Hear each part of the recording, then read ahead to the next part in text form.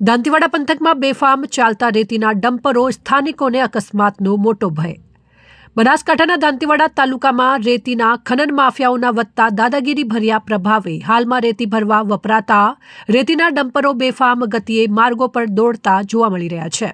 સીપુ નદીમાંથી રેતી ભરેલા અસંખ્ય ડમ્પરો ગ્રામ્ય વિસ્તારોમાંથી બેફામ વેગે પ્રસાર થતા હોય છે, જેના કારણે શાળાએ જતા નિર્દોષ બાળકો અને રોજિંદા અવરજવર કરતા રહેવાસીઓ ગંભીર અકસ્માતના ભય હેઠળ જીવી રહ્યા છે।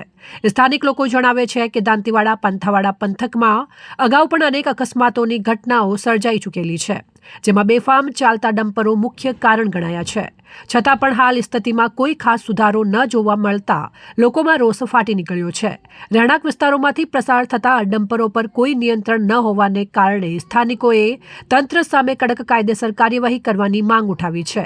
તેઓએ સ્પષ્ટ જણાવ્યું છે કે બેફામ વાહન ચાલક પર અંકુશ ન મૂકવામાં આવે તો મોટા દુર્ઘટનાઓ બનવાની પૂરી શક્યતા છે।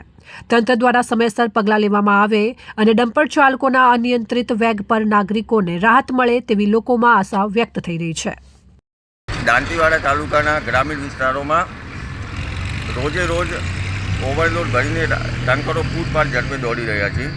તો દાંતીવાડા મામલતદાર શ્રી, આરટીઓ વિભાગ અને પોલીસ તંત્રને અમારી વિનંતી છે કે ઓવરલોડ ભરીને ચાલતા બેફામ ટેન્કરો ઉપર કાયદેસરની કાર્યવાહી કરવામાં આવે। તેનાથી ગ્રામીણ વિસ્તારોમાં શાળાએ જતા બાળકોને બહુ હેરાન અને તકલીફ પડે છે, તો એની તાત્કાલિક કાર્યવાહી કરવામાં આવે।